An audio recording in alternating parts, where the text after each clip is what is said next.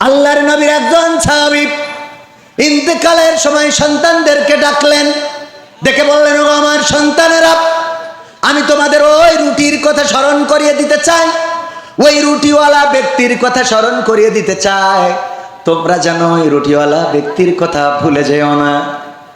সন্তানেরা বলল, কোন রুটিওয়ালার কথা বলছেন আব্বা?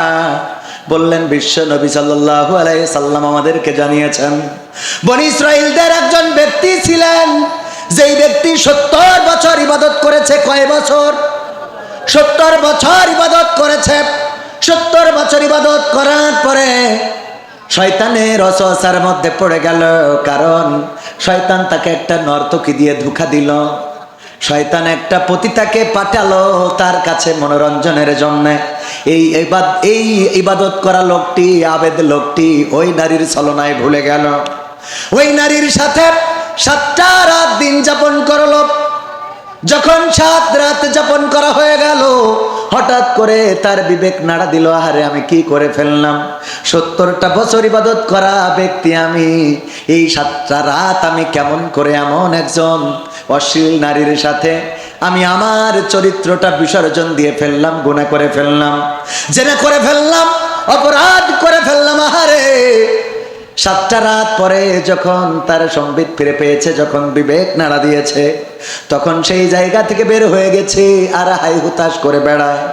ওই লোকটি বড্ড মুসিবতের মধ্যে পড়ে গেল, রোগাক্রান্ত হয়ে গেল, ক্ষুধার যন্ত্রণায় পড়ে গেল, খাবার নাই, চিকিৎসা নাই, খুব যন্ত্রণা নিয়ে এদিকে সেদিকে ঘুরে বেড়ায়, চলার মতো শক্তি পর্যন্ত হারিয়ে ফেলল।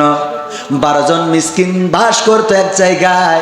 ওই জায়গার একজন ব্যক্তি আবু জাহিদ ভাইয়ের মতো বড় লোক, সে প্রতিদিন ওই 12 জন মিসকিনকে 12টা রুটি দিত। কয়টা? 12টা রুটি দিত। 12টা মিসকিন ওই 12টা রুটি প্রতিদিন খাইতো আর তাদের ক্ষুধা নিবারণ করত। এই লোকটা হেসড়াতে হেসড়াতে ওই 12 জনের মধ্যে সামিল হয়ে গেল। যখন ওই লোক এসে 12 জনকে রুটি দিল, তখন তাদের 12 জনের মধ্যে একজন রুটি পায় নাই, কারণ এই লোকটা তাদের মধ্যে ইন হয়েছে। যখন একজন রুটি পায় নাই, অভিযোগ করে বলল, আল্লাহর বান্দা, আজকে তুমি আমার জন্য কেন রুটি আনো নাই? লোকটি বলল, আমি প্রতিদিন যেমন 12টা করে রুটি আনি, আজকেও তো 12টা রুটি এনেছি, আমি তোমাদের রুটি তো কম আনি নাই, তুমি কেন?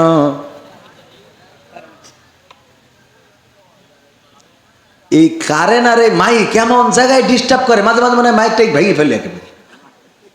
মানে এটা বন্ধ করার একটা টাইম বলে দিয়ে তো বন্ধ করবেন, কানে কানে জিকির করতে দেবো, এই ভাগে বন্ধ করবেন, হুট করে বন্ধ করে দেয় হুজুর, মানে মনে হয় যে এটা একেবারে মেশিন।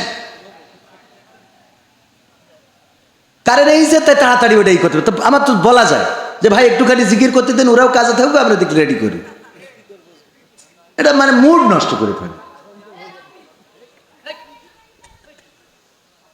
আসসালামু আলাইকুম হুজুর, কেমন আছেন? আশা করি ভালোই আছেন। আমার প্রশ্ন হলো, প্রাপ্তবয়স্ক হওয়া সত্ত্বেও আমাকে বাড়ি থেকে বিয়ে দেওয়া হচ্ছে না। এটা মনে হচ্ছে অনেকের মনের কথা, অনেকের মনের কথা। এখন আমার করণীয় কি? আশা করি উত্তর দিবেন। এখন করণীয় হলো যে তুমি স্টেজে এসো বাবা, আমি তোমার বিয়ের ব্যবস্থা করব। ঠিক না বে? ঠিক। কারণ এই প্রাপ্তবয়স্ক তো অনেকেই, এখন কোনটা আমি এটা বুঝবো কি করে? স্টেজে আসলি তোর পরিবারের একটু দেখাই দি যে ছেলে ও তো বেড়া ভাঙলো, তাড়াতাড়ি করিয়ে ব্যবস্থা করো। হ্যাঁ, এখানে স্টেজে যদি এই বাজে প্রশ্ন করেছে আসতে পারে, আমার ভাই বলছে 7 দিনের মধ্যে বিয়ে দেওয়া হবে। দায়িত্ব ভাই, টোকর মুখর মেম্বার, আর টোকর মুখর কিনার দায়িত্ব ভাই, আর বিয়ে পড়ানোর দায়িত্ব কাজীর, দাওয়াত খাওয়ার দায়িত্ব আমার। মোটামুটি দায়িত্ব নিয়ে নিলাম, আসতে পারো। আসলে দেখেন, আমরা যেভাবেই বলি না কেন, প্রাপ্তবয়স্ক যদি হয়ে যায় তাহলে পারিবারিকভাবে তাকে বিয়ের ব্যবস্থা করতে হবে। এটাই আল্লাহ ও তার রাসূলের বিধান। কার বিধান? বিশ্বনবী ফাতেমা রাদিয়াল্লাহু তাআলা আনহা বড় হয়েছেন, বিয়ের জন্য পাত্র নিয়ে গেলেন। আলী রাদিয়াল্লাহু তাআলা আনহুকে বললেন, ফাতেমা তুমি দরজায় এসে দাঁড়াবা, আমি ডাক দেওয়ার পরে পাত্র একটা সাথে করে আনবো, যদি পছন্দ হয় দরজায় মাথা নিচু করে দাঁড়িয়ে থাকবা, আর যদি পছন্দ না হয় ঘরের মধ্যে চলে যাবা। আমি বুঝে নেব পাত্র তোমার পছন্দ হয় নাই। আল্লাহর নবী ফাতেমা রাদিয়াল্লাহু তাআলা আনহাকে ডাকলেন, বাড়িতে যেয়ে ডাক দিলেন, দরজায় এসে দাঁড়ালো। দাঁড়ানোর পরে বললেন, আমি সাথে করে এনেছি এই যে আলী, আমি এটা তোমার স্বামী হিসেবে আমি নির্বাচিত করেছি। ফাতেমা বলো দেখি তোমার পছন্দ হয় কিনা। ফাতেমা রাদিয়াল্লাহু তাআলা আনহা তাকালেন, তারপরে মাথাটা নিচু করে দাঁড়িয়ে রইলেন। আল্লাহর নবী বললেন, ওগো আলী, তাড়াতাড়ি করে চলে যাও, চলে যাও, এবার তুমি তোমার বিয়ের প্রস্তুতি নাও, আমার কন্যা ফাতেমা তোমার জন্য রাজি হয়ে গেছে। হতাশ হবেন না, নিরাশ হবেন না। যদি মনে করেন ওগো রব, তুমি আমার এই মুসিবতের মধ্যে ফেলে দিলে, তুমি আর লোক পাইলা না, আমি নামাজি রোজাদার, আমি আল্লাহওয়ালা, আর আমারই তুমি বিপদ দিলে, মুসিবত দিলে, এই কথা বলা যাবে না, বরং বলতে হবে ওগো রব, আইয়ুব আলাইহিস সালামের মতো বলতে হবে, আল্লাহ, আমি তোমার কাছে কোনো অভিযোগ করি নাই, তোমার কাছে কোনোদিন আমি কোনো কমপ্লেইন করি নাই, কারণ তুমি আমার যে পরীক্ষা নিচ্ছ, তুমি আমার যা কিছু দিচ্ছ, আমার কোনো আপত্তি নাই, তাই আমি তোমার কাছে কোনো অভিযোগ করি নাই গো আল্লাহ। কিন্তু আজকে অভিযোগ করা ছাড়া কোনো রাস্তা খুঁজে পাইলাম না। কেন আল্লাহ? যদি তুমি জিজ্ঞাসা করো, আমি তোমারে বলতে চাই, তুমি আমার সন্তান কেড়ে নিয়েছো, আমার সম্পদ কেড়ে নিয়েছো, আমার স্ত্রী অন্যরা চলে গিয়েছে, রহিমা আলাইহিস সালাম বাদে, রহিমা ছাড়া সব বিবিরা চলে গিয়েছে, আমার জায়গা জমি সব কিছু ধ্বংস হয়ে গিয়েছে। আল্লাহ, আমি তোমার কাছে কোনো অভিযোগ করি নাই। আমার সুস্থ শরীরটাকে রোগগ্রস্ত বানিয়েছ, পা থেকে মাথা পর্যন্ত কুষ্ঠ রোগ দান করেছ, আমার গায়ে পোকা দিয়েছ, তারপরেও আমার কোনো দুঃখ নাই, কোনো কষ্ট নাই। কিন্তু আজকে তুমি যেটা করলে আল্লাহ, তোমার কাছে অভিযোগ না করা ছাড়া তো কোনো উপায় নাই।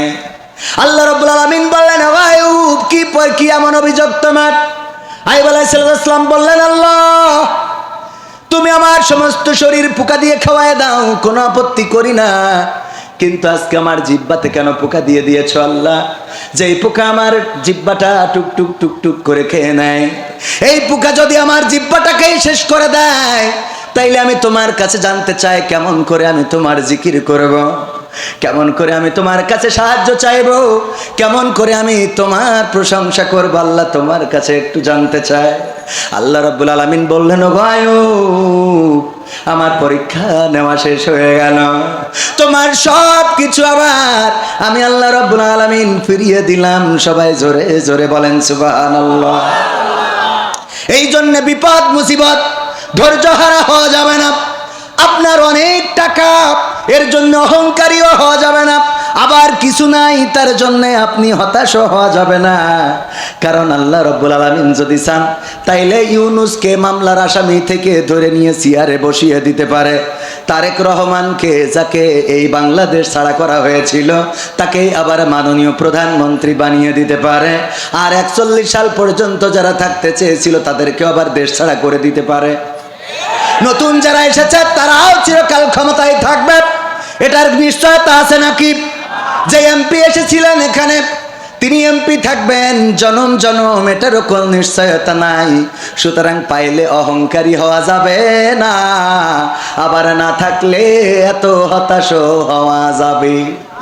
কারণ দেওয়ার মালিক কে? আবার নেওয়ার মালিক কে? আল্লাহ দেওয়ার মালিক। সন্তান নাই, বছরের পর বছর সন্তান নাই, যুগ চলে যায়, সন্তান নাই। এবারে দেখা যায় আল্লাহ রাব্বুল আলামিন একসাথে 3 কান 4 কান মেরে দেস, ঠিক না বেঠিক? সন্তান হয় না, এই জন্য বউটারে চেঞ্জ তো করে নাই, বরং আর এক জায়গায় আর একটা বিয়ে করেছে। সন্তান কেন হয় না? ও মা যেই বিয়ে করেছে, সেই দেখা যায় 2টাই একসাথে গর্ভবতী। কথা কয় না? দেয়ার মালিককে। সুতরাং হতাশ হওয়ার দরকার নাই যুবকেরা। ভ্যালেন্টাইন্স ডেতে কত ঘোরা ঘুরলে, কিন্তু যখন লাইন হলো না, হতাশ হইও না। মনে করো না যে তোমার বিয়ে হবে না। আল্লাহ রাব্বুল আলামিন চাইলে তোমার গাদার নিচ থেকে বের করে আরেকজনের সাথে ধরা খাওয়ায় বিয়ে দিয়ে দিতে পারে, ঠিক না? ঠিক। তুই করতে যাবি না, কিন্তু হবে। কথা কয় না? তুই করতে যাবি না, কিন্তু আমার আব্বা বলতো, আমাদের আমার আব্বার এক খালা ছিল, সুবাদে আমার নানি হয়।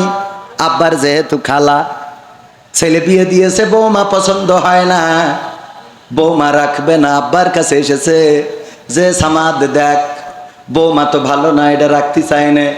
আব্বা বলতেছে যদি রাখতে না চাও তাইলে দেনমাহর কাবিনের টাকা যা আছে দিয়ে মোটামুটি লোকজন পরিবার থেকে লোক ডেকে সেটেল করে দাও। বললো তাইলে তোর কাছে আইছি কিসের জন্যে?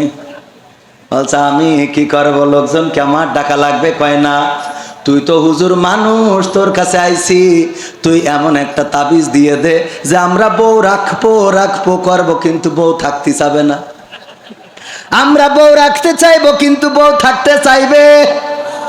এইরকম একখান তাবিজ দিয়ে দে রে ভাইরা আমার। মনে পড়ে গেল ঘটনাটা, ওই ঘটনার প্রেক্ষিতে ও আমার ভাইরা, এই জন্য আল্লাহ রাব্বুল আলামিনের পরে যদি আপনি নির্ভরশীল হতে পারেন, আত্মবিশ্বাস যদি থাকে, তাইলে চিন্তা করার কোনো দরকার নাই। আপনি বিয়ে করতে চান, হচ্ছে না হচ্ছে না, এমন একদিন আসবে যেই দিন বিয়ে করতে চাইবেন না, কিন্তু ওই দিন বিয়ে করা ছাড়া রাস্তা থাকবে না। kita orang ada buat ceramah, ada agama Islam, cerita sini cerita sana, Tuhan tolong saya, sana pun saya ustad, sini pun jadi ustad. Betul kan Bang? Kalau ada duduk Malaysia, dia orang boleh paham butoy kata butoy. Asen Malaysia ছিলেন? Hath ucap karen banyak orang ada. Saya tahu Joshor Mia banyak orang duduk di Malaysia. Sogasa Mia orang pun ada, alhamdulillah. মালয়েশিয়াতে ওখানে যেতাম, দিনের দাওয়াত দিতাম, মানুষের কাছে যেতাম, প্রবাসীদেরকে বোঝাতাম, ওগো ভাইয়েরা প্রবাসে এসেছেন, ভুল পথে চলেন না, লটারি কেটেন না, নাম্বার কেটেন না, নামাজ পড়েন, রোজা করেন, দিনী আন্দোলন করেন। এইগুলো ওখানেও বুঝিয়েছি, কাজ করেছি, পরিশ্রম করেছি, ইবাদত করেছি, আল্লাহ রাব্বুল আলামিন ধৈর্যের ফসল দিয়েছে। এখন বাংলাদেশে আপনাদের মাঝে আল্লাহ কথা বলার তৌফিক দান করেছেন, বলেন সুবহানাল্লাহ। এই জন্য রব বলেছেন লা তাকনাতু মির রাহমাতিল্লাহ, তোমরা আমার রহমত থেকে নিরাশ হয়ো না। আল্লাহর রহমত আপনার উপরে বর্ষিত হবেই হবে যদি আপনি বিশ্বাসী হন, যদি আল্লাহকে ডাকার মতো ডাকতে পারেন, যদি আল্লাহকে চাওয়ার মতো চাইতে পারেন, যদি আল্লাহর কাছে মাথাটা নত করতে পারেন, যদি আল্লাহ রাব্বুল আলামিনের প্রিয় মানুষ হওয়ার জন্য নিজেকে সঁপে দিতে পারেন, আপনার সকল যন্ত্রণা, পৃথিবীর যন্ত্রণাগুলো পৃথিবীর কোনো মানুষেরা বুঝবে না, কিন্তু বোঝার মতো আছেন একজন, তিনি কি? আমার জীবনে এমন অনেক অন্যায় আছে যে অন্যায়ের খবর যদি আমার মা জেনে যেত, আমার ভাত খাইতে দিত না, আমার বাড়িতে ভাত খাওয়াতো না। যদি আমার বাবা জেনে যেত, আমাকে বাড়ি থেকে বের করে দিত। সন্তান জানলে আমার আব্বা বলে ডাকতো না, স্ত্রী জানলে সংসারটা টিকতো না। আমার মা বোনেরা এমন অনেকেই আছে, তাদের জীবনে ঘটে যাওয়া ঘটনাগুলো যদি স্বামীরা জেনে যেত, এক খাটে ঘুমাতো না। এমন অপরাধ আছে না নাই? আপনি বুকে হাত দিয়ে চিন্তা করে দেখেন, এমন কত অপরাধ আমাদের হয়ে যায়, যে অপরাধ যদি স্ত্রী জেনে যেত, তাইলে আমাদের সাথে একই খাটে ঘুমাতো না। এই অপরাধগুলো পৃথিবীর মানুষ জানে না, জানেন কে? আল্লাহ রাব্বুল আলামিন জানেন। কিন্তু আল্লাহ রাব্বুল আলামিন আমাদের আশার একটা জায়গা হলো, আমরা যত বড় পাপ করি না কেন, আল্লাহ রাব্বুল আলামিনের ক্ষমাটা তার চেয়ে অনেক বড়। আমরা যত অপরাধ করি না কেন, যত অন্যায় করি না কেন, সব অন্যায়ের উপরে আল্লাহর ক্ষমা, আল্লাহর রহমতটা অনেক, কথা কয় না, অনেক বড়। আল্লাহর রহমত প্রত্যাশী যদি হও, আল্লাহর রহমত যদি চাইতে পারো, আমার যুবকেরা, তরুণেরা, কিশোরেরা, আল্লাহ রাব্বুল আলামিন ইউসুফ আলাইহিস সালামকে যেমন কূপ থেকে তুলে নিয়ে মিশরের খাদ্যমন্ত্রী বানিয়ে দিয়েছিল, বলেন ঠিক না বেঠিক? আল্লাহ রাব্বুল আলামিন যেই নবী মুহাম্মদ সাল্লাল্লাহু আলাইহি সাল্লামকে কাফেররা হত্যা করার জন্য রাত্রে বাড়ি ঘিরে ধরলো, বাড়ি থেকে বের হয়ে আসতে হলো, হিজরত করতে হলো, মক্কা ছেড়ে মদিনায় চলে গেল, সেই নবীকে আবার মদিনার প্রেসিডেন্ট বানিয়ে মক্কা বিজয়ের জন্য পাঠিয়ে দিলেন, বলেন ঠিক না বেঠিক? ও আমার ভাইয়েরা, আজকের জামানায় দেখেন ফাঁসির কাষ্ঠে ঝুলার কথা ছিল, এমন অনেক মানুষ সেই ফাঁসির কাষ্ঠ থেকে ফিরে এসে এখন আবার সংসদে মাননীয় স্পিকারের সাথে নেতৃত্ব দেয়, বলেন ঠিক না বেঠিক? এইগুলো করার মালিক কে? এই জন্য হতাশ হবেন না, নিরাশ হবেন না। যদি মনে করেন ওগো রব, তুমি আমার এই মুসিবতের মধ্যে ফেলে দিলে, তুমি আর লোক পাইলা না আমি নামাজি রোজাদার, আমি আল্লাহওয়ালা, আর আমারই তুমি বিপদ দিলে মুসিবত দিলে এই কথা বলা যাবে না, বরং বলতে হবে গৌরব আইয়ুব আলাইহিস সালামের মতো বলতে হবে, আল্লাহ আমি তোমার কাছে কোনো অভিযোগ করি নাই, তোমার কাছে কোনোদিন আমি কোনো কমপ্লেইন করি নাই, কারণ তুমি আমার যে পরীক্ষা নিচ্ছ, তুমি আমার যা কিছু দিচ্ছ আমার কোনো আপত্তি নাই, তাই আমি তোমার কাছে কোনো অভিযোগ করি নাই গো আল্লাহ। কিন্তু আজকে অভিযোগ করা ছাড়া কোনো রাস্তা খুঁজে পাইলাম না। কেন আল্লাহ? যদি তুমি জিজ্ঞাসা করো আমি তোমারে বলতে চাই, তুমি আমার সন্তান কেড়ে নিয়েছো, আমার সম্পদ কেড়ে নিয়েছো, আমার স্ত্রী অন্যরা চলে গিয়েছে, রহিমা আলাইহিস সালাম বাদে, রহিমা ছাড়া সব বিবিরা চলে গিয়েছে, আমার জায়গা জমি সব কিছু ধ্বংস হয়ে গিয়েছে। আল্লাহ আমি তোমার কাছে কোনো অভিযোগ করি নাই, আমার সুস্থ শরীরটাকে রোগগ্রস্ত বানিয়েছ, পা থেকে মাথা পর্যন্ত কুষ্ঠ রোগ দান করেছ, আমার গায়ে পোকা দিয়েছ, তারপরেও আমার কোনো দুঃখ নাই, কোনো কষ্ট নাই। কিন্তু আজকে তুমি যেটা করলে আল্লাহ, তোমার কাছে অভিযোগ না করা ছাড়া তো কোনো উপায় নাই। আল্লাহ রাব্বুল আলামিন বললেন, আইয়ুব কি এমন অভিযোগ তোমার? আইয়ুব আলাইহিস সালাম বললেন, আল্লাহ তুমি আমার সমস্ত শরীর পোকা দিয়ে খাওয়ায় দাও, কোনো আপত্তি করি না, কিন্তু আজকে আমার জিহ্বাতে কেন পোকা দিয়ে দিয়েছো আল্লাহ? যেই পোকা আমার জিহ্বাটা টুকটুক টুকটুক করে খেয়ে নেয়, এই পোকা যদি আমার জিহ্বাটাকেই শেষ করে দেয়, তাইলে আমি তোমার কাছে জানতে চাই কেমন করে আমি তোমার জিকির করব, কেমন করে আমি তোমার কাছে সাহায্য চাইব, কেমন করে আমি তোমার প্রশংসা করব, আল্লাহ তোমার কাছে একটু জানতে চাই। আল্লাহ রাব্বুল আলামিন বললেন, ও আইয়ুব আমার পরীক্ষা নেওয়া শেষ হয়ে গেল, তোমার সব কিছু আবার আমি আল্লাহ রাব্বুল আলামিন ফিরিয়ে দিলাম। সবাই জোরে জোরে বলেন সুবহানাল্লাহ। এই জন্য বিপদ মুসিবত ধৈর্য হারা হওয়া যাবে না। আপনার অনেক টাকা, এর জন্য অহংকারীও হওয়া যাবে না, আবার কিছু নাই তার জন্য আপনি হতাশ হওয়া যাবে না। কারণ আল্লাহ রাব্বুল আলামিন যদি চান তাইলে ইউনূসকে মামলার আসামি থেকে ধরে নিয়ে চেয়ারে বসিয়ে দিতে পারে, তারেক রহমানকে যাকে এই বাংলাদেশ ছাড়া করা হয়েছিল তাকেই আবার মাননীয় প্রধানমন্ত্রী বানিয়ে দিতে পারে, আর 41 সাল পর্যন্ত যারা থাকতে চেয়েছিল তাদেরকে আবার দেশ ছাড়া করে দিতে পারে। নতুন যারা এসেছে তারাও চিরকাল ক্ষমতায় থাকবে, এটার নিশ্চয়তা আছে নাকি? যে এমপি এসেছিলেন এখানে তিনি এমপি থাকবেন জনম জনম, এটারও কোনো নিশ্চয়তা নাই। সুতরাং পাইলে অহংকারী হওয়া যাবে না, আবার না থাকলে এত হতাশ হওয়া যাবে। কারণ দেওয়ার মালিক কে, আবার নেওয়ার মালিক কে? আল্লাহ দেওয়ার মালিক। সন্তান নাই, বছরের পর বছর সন্তান নাই, যুগ চলে যায়, সন্তান নাই। এবারে দেখা যায় আল্লাহ রাব্বুল আলামিন একসাথে 3 কান 4 কান মেরে দেস, ঠিক না বেঠিক? সন্তান হয় না, এই জন্য বউটারে চেঞ্জ তো করে নাই, বরং আর এক জায়গায় আর একটা বিয়ে করেছে। সন্তান কেন হয় না?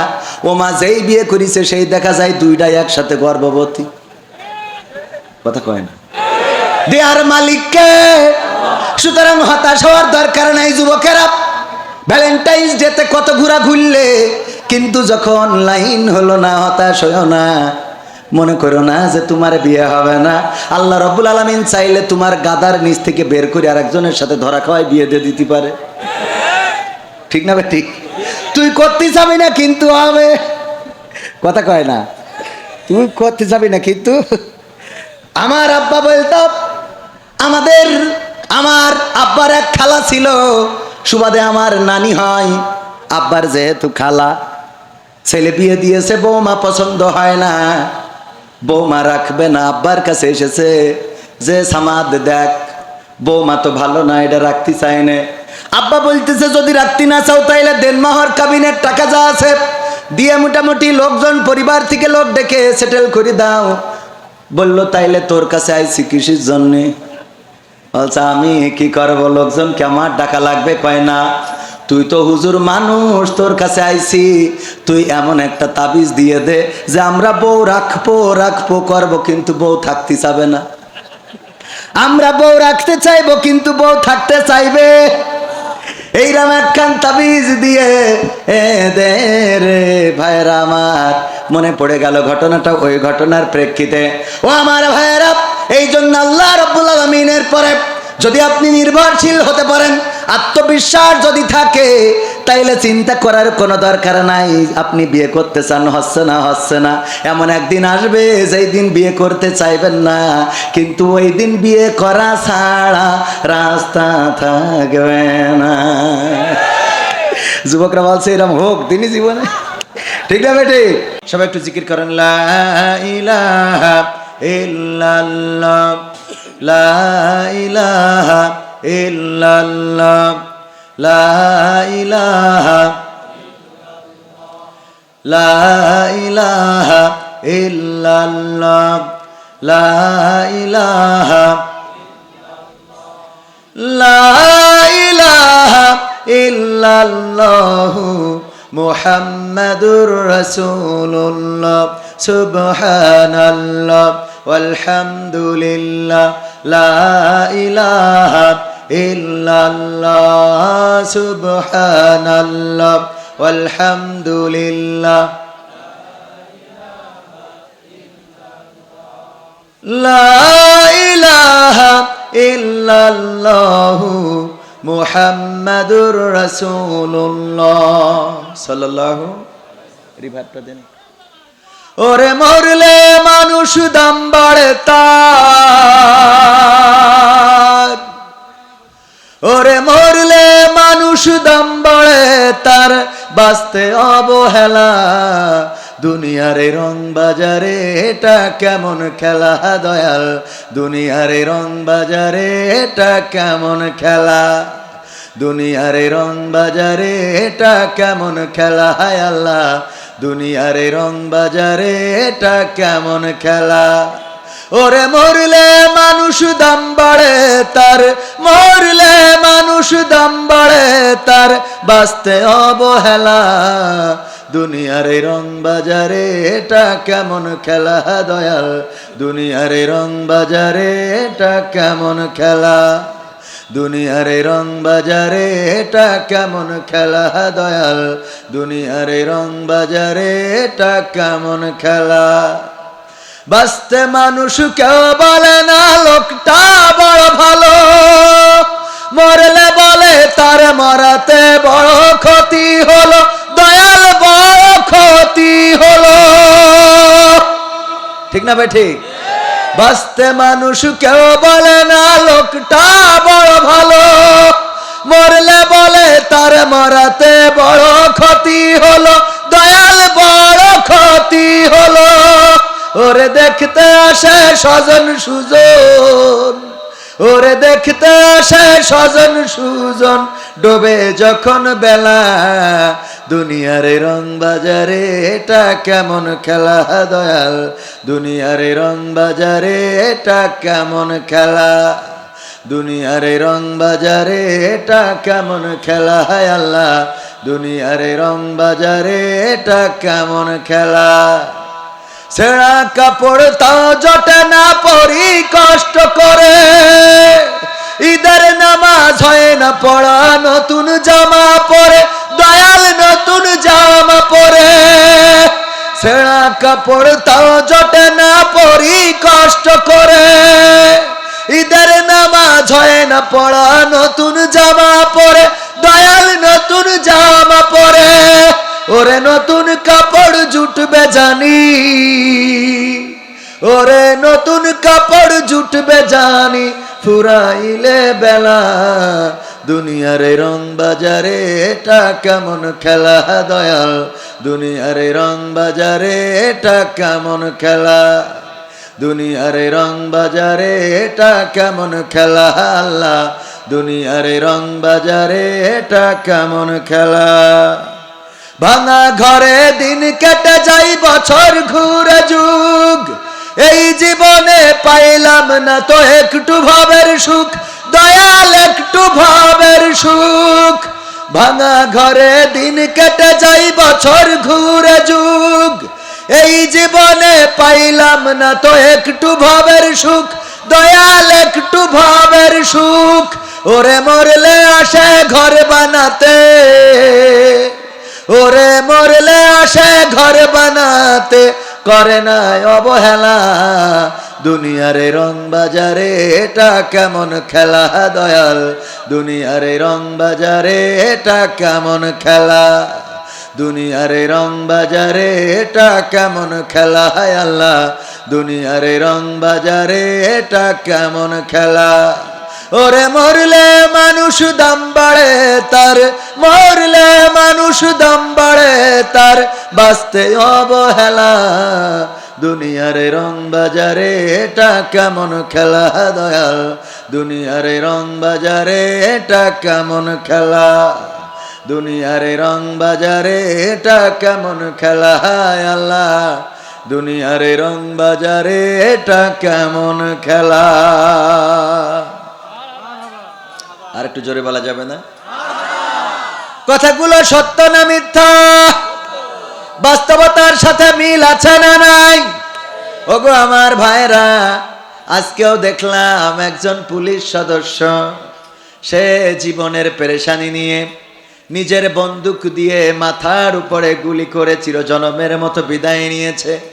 স্ত্রীও পুলিশে চাকরি করে, তিনিও পুলিশে চাকরি করেন। কি এমন ব্যথা আছে জানি না, কি এমন সমস্যায় জর্জরিত জানি না, এখনো জানতে পারি নাই, হয়তো জানা যাবে। মানুষটা চিরজনমের মতো বিদায় নিয়ে চলে গেল। আমাদের সবার সামনে ভিডিওটা আসলো, আহা করতেছি, আজকে ওয়াজেও তার কথা বলতেছি, কিন্তু এর মনের কষ্ট শোনার মতো মানুষ কি ছিল? কেউ কি জানতে পেরেছে? না, পারে নাই, কাউকে জানালো না, কেউ জানলো না। যখন মানুষ ঘুরে বেড়ায় কেউ বোঝে না যে এ জিন্দা লাশ নাকি মৃত লাশ। মারা যাওয়ার পরে লাশ হয়ে যায় ঠিকই, কিন্তু জিন্দা থাকতেও লাশ আছে না নাই? এরপরে মারা যাওয়ার পরে আমরা সবার কদর করি, আমরা বলি লোকটা ভালো ছিল, এই লোকটা মারা যেয়ে বড্ড ক্ষতি হয়ে গেল। কিন্তু বেঁচে থাকতে ওই মানুষগুলোকে কদর করার মানুষ পাওয়া যায়? এরকম আছে না নাই? ঝড়ে ঘর উড়ে গেছে, আমাকে বলল কবির ভাই যদি একটু আসতেন, একটা ভিডিও বানিয়ে দিতেন। একজন মহিলা খুবই অসহায়, ঘর উড়ে গিয়েছে ঝড়ে, আমাদের গঙ্গানন্দপুর ইউনিয়ন কাকমারি। বলল কবির ভাই একটা ভিডিও কি করে দেয়া যায়? এখনো পর্যন্ত যাওয়ার সময় আমার হয়, কিন্তু যদি মারা যেত আর বলতো কবির ভাই একটু আসতে হবে জানাজা পড়ার জন্য, কবির বিন সামাদ যেত না। কারণ মারা যাওয়ার পরে মনে হয়তো মরে যেহেতু গেছে, যাই জানাজাটা পড়ে আসি। কথা কয় না?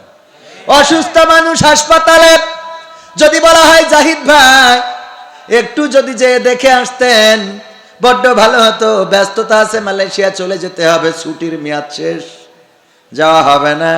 কিন্তু যদি মারা যায় জানাজার জন্য যদি বলে, মনের মধ্যে একটু মায়া জন্মায়, না যায়। ওই যে ঘর উড়ে গেল, খুঁটি লাগানোর মতো মানুষ নাই, এক দুই বান টিন কিনে দিতে হবে, মানুষ নাই। কিন্তু ওই মানুষটা যদি মারা যায় তাইলে তার কবর খোঁড়া মানুষের অভাব হবে, তার কবরের বাসের অভাব হবে, তার কাফনের অভাব হবে না? হবে না।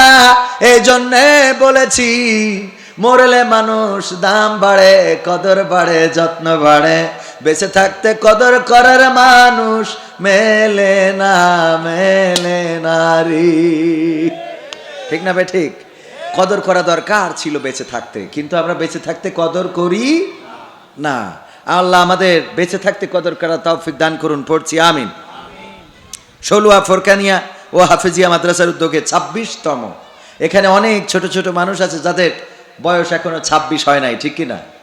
আমারও একদিন হয়েছিল না, কিন্তু এখন 40-এর কাছাকাছি, বয়স বেড়ে যাচ্ছে, কবরের দিকে এগিয়ে যাচ্ছি, ঠিক কিনা? চাইলেও বাড়বে, না চাইলেও বাড়বে, থামিয়ে রাখা আর কোনো সুযোগ নাই। একদিন মৃত্যুর কোলে ঢলে পড়তে হবে, এই তো জীবন, এই তো দুনিয়া। 26 বছর আগে যারা শুরু করেছিল প্রথমতম মাহফিল, সেই শুরু করা মানুষেরা অনেকেই আজকে জমিনে নাই। 26তম মাহফিলে আমরা যারা এসেছি, 27তম মাহফিলে অনেকেই এই জমিনে থাকবো না। কেউ যদি মনে করেন যে না আমি থেকে যাব, এটা বলার কোনো সুযোগ কারো দেওয়া হয় নাই। যে মানুষ কোরআন অস্বীকার করে, এরকম মানুষ আছে না?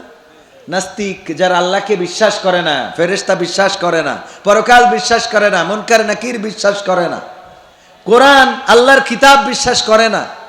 6666 মতান্তরে 6236 যে আয়াত রয়েছে, এই আয়াতগুলো বিশ্বাস করে না। কিন্তু ছোট্ট একটু অংশ অস্বীকার করার সুযোগ নেই, সেটা হলো কুল্লু নাফসিন যায়িকাতুল মাউত, প্রত্যেক প্রাণীকেই মৃত্যুর স্বাদ গ্রহণ করতে হবে।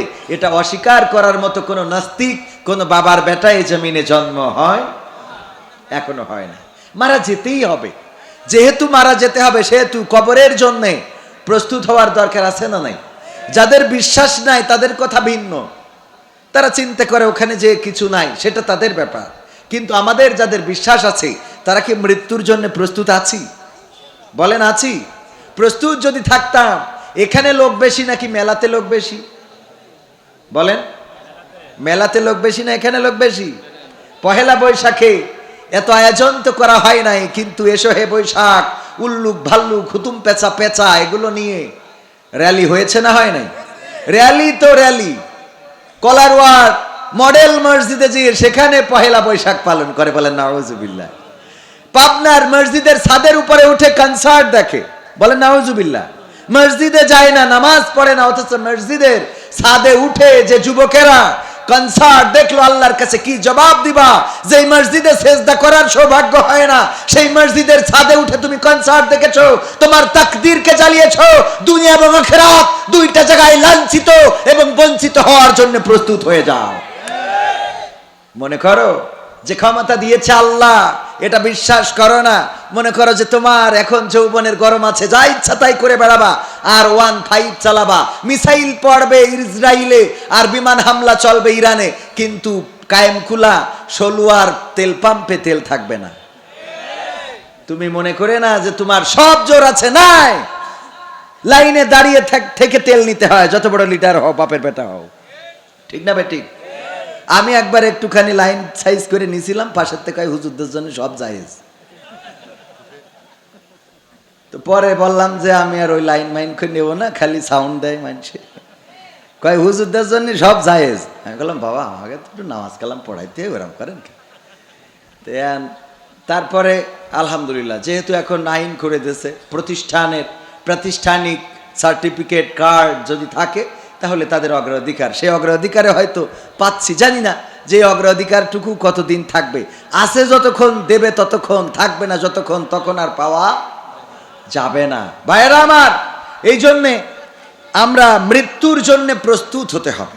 আমাদের অনেকেই বলে খালি শুধু মরার কথা কয়, বাবারে এইটাই তো চিরন্তন সত্য। ঠিক না বে ঠিক? কেউ যদি তার ভবিষ্যৎ গড়তে চায়, অনেকেই বলে মালয়েশিয়ায় চলে যাও। আমাদের জাহিদ ভাইকে দেখো কত টাকা ইনকাম করে, কত সুন্দর বাড়ি করেছে সলুয়া বাজারের উপরে, 3 তলা প্রাসাদ, ঘরের মধ্যে টাইলস করা, টয়লেটের মধ্যেও টাইলস করা, মুড়া দিলে পানি হয়, সুইচ দিলে ফ্যান ঘরে, কাপড় কাচার জন্য ওয়াশিং মেশিন, এয়ার কন্ডিশন সব লাগানো। যদি ভালো ভবিষ্যৎ গড়তে চাও প্রবাসে যাও। কিন্তু ভাইয়েরা আমার, এই মানুষটা আল্লাহ না করুন যদি মালয়েশিয়াতে মালাকুল মাউত চলে আসে আর জানটা নিয়ে যদি উড়াল দেয়, এত সুন্দর বাড়ি, টাইলস করা বাড়ি, এত সুন্দর বেড, তোশক, সোফা সেট, বলেন দেখি মালয়েশিয়া থেকে যদি কফিন বন্দি হয়ে লাশটা আসে, ওই লাশটাকে আর 3 তলার ছাদে উঠানো হবে নাকি? দোতলায়ও কি কেউ উঠাবে? কেউ আর ওই দোতলায়ও উঠাবে না? উঠাবে না। বরং আসার আগে কবর প্রস্তুত হয়ে যাবে, বাঁশঝাড়ের বাঁশগুলো কাটা হয়ে যাবে।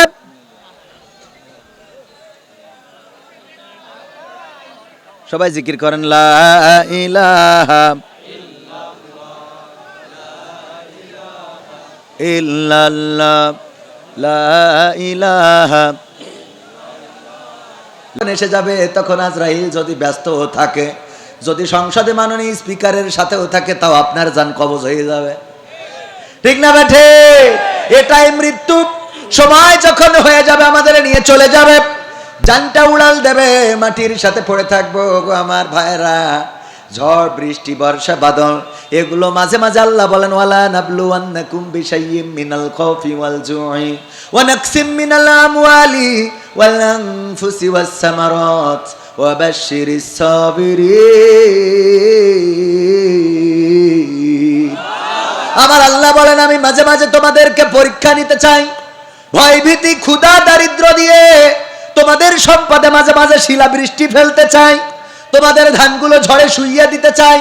আমি দেখতে চাই এই অবস্থায় কারা ধৈর্য ধারণ করে, আমি তাদেরকে একটু দেখতে চাই। আর যারা ধৈর্য ধারণ করে এবং নামাজের মাধ্যমে সাহায্য প্রার্থনা করে, আল্লাহ রাব্বুল আলামিন বলেছেন নিশ্চয় আমি ওই ধৈর্যশীলদেরকে ভালোবাসি। বলেন আল্লাহু আকবার। ধৈর্য ধারণ করবেন। আমগুলো পড়ে গেল, বাতাস হয়েছে, ঝড় হয়েছে, আমগুলো পড়ে গেল। আহারে, আল্লাহর মানুষ খুঁজে পাইল না, আমার গাছের আমগুলো ফেলে দিল। এত নামাজ পড়ি, এত রোজা করি, এত হজ করি, যাকাত দিই, আর আমার গাছের আম আল্লাহরে ফেলতে হবে। বলেন নাউজুবিল্লাহ। এমন কি বলা যাবে? আল্লাহ রাব্বুল আলামিন যদি আপনার গাছের আম ফেলে দেন, তার মধ্যে কোনো না কোনো কল্যাণ রেখে দিবেন। দেখা যাবে লিচুর গাছে এমন লিচু দিয়েছেন যে আমের কাজা কাফারা হয়ে গেছে। এই জিকরগাছা চৌগাছায় এমপি ছিলেন মুহাদ্দিস আবু সাঈদ সাহেব, মনে আছে আপনাদের রাহিমাহুল্লাহ? উনার কাছে পর্যন্ত গিয়েছেন, আমার মায়ের চিকিৎসার জন্য টাকা নাই। আহারে, বাবা মারা যাওয়ার পরে মনে হলো এত কষ্ট, এত ব্যথা, এত যন্ত্রণা কেন করলে ওগো রব? ধৈর্য ধারণ করলাম। হোটেলে, আমার ছুটিপুর বাজারে এখনো হোটেলটা আছে, 30 টাকা বেতনে চাকরি করেছি। কয় টাকা বেতন? 30 টাকা বেতনে চাকরি করেছি। শুধু তাই নয়, একবার তরকারির জন্য, কয়দিন আগে এই ঘটনাটা মনে পড়ে গেল, তরকারি নাই, বাজার নাই, অর্থ নাই। 40 টাকা জনের দাম। কয় টাকা? 40 টাকা। এক বেলা জন কাটলে 40 টাকা দেয়। আমাদের গ্রামে সরিষা কাটার জন্য জন নিচ্ছেন আমাদের সাবেক মেম্বারের ছেলে। আমি ওই জনদের সাথেও আমিও গেলাম, বললাম আমিও সরিষা কেটে দেবো, আমারে 40টা টাকা দিলেই হবে। আমি যাওয়ার পরে ওই ক্ষেতের মালিক যিনি, এখন তিনি মালয়েশিয়াতে আছেন, আমাকে আইলের পরে বসায় রেখে বলল সবাই সরিষা কাটুক। সবাই সরিষা কাটার পরে যখন বাড়ি যাবে সবাইরে 40 টাকা করে দেব, তোমারেও 40 টাকা দিয়ে দেব, কিন্তু তোমারে দিয়ে আমি সরিষা কাটাইতে পারবো না। এই তো ছিল জীবন, এই তো ছিল কষ্টের দিন। মালয়েশিয়াতে আছেন, আবাং ছায়া ডুডুডি মালয়েশিয়া দিয়া তাও সানা কিরজা বাইয়া কট তেপতে ভারি মাও কেন্না বট কিরজা কালো ইউ কিরজা মালাস তা বলে ডুডু ছানা মাও কেন্না বালে বাংলাদেশ বুতই গেন। ও আমার ভাইরা, ওখানে অনেক কষ্ট করা লাগে, পরিশ্রম করা লাগে, দিনরাত পরিশ্রম করতে হয়। যদি পরিশ্রম ভালো করে করতে না পারেন তাহলে ওখানে থাকা হবে। সেই পরিশ্রমের ফাঁকে ফাঁকে আবার kita orang ada buat ceramah, ada agama Islam, cerita sini cerita sana. Tuhan tolong saya, sana pun saya ustad, sini pun jadi ustad. Betul ya Bang? আমি ওখানে লেখাপড়া করার কাজ করার পাশাপাশি লেখাপড়াও করেছি। ওখানেও মাহফিল করতাম, যেতাম মানুষের কাছে দিনের দাওয়াত নিয়ে। আমার প্রবাসীরা ভুল পথে চলেন, অনেকেই নারী ব্যবহার করেন, ইন্দোনেশিয়ান মেয়ে পাইলে আর মাথায় কাজ করে না। Kalau ada duduk Malaysia dia orang boleh paham butoy kata butoy. Asen Malaysia ছিলেন? হাত উঁচু করেন, banyak orang ada. Saya tahu Joshor Mia banyak orang duduk di Malaysia. Sogasa Mia orang pun ada, alhamdulillah. তো যাই হোক ভাইরা আমার, এত মালাই ভাষা বলার দরকার নাই।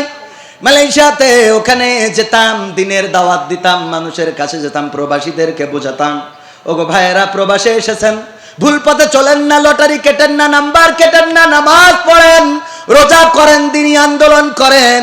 এইগুলো ওখানেও বুঝিয়েছি, কাজ করেছি, পরিশ্রম করেছি, ইবাদত করেছি। আল্লাহ রাব্বুল আলামিন ধৈর্যের ফসল দিয়েছে।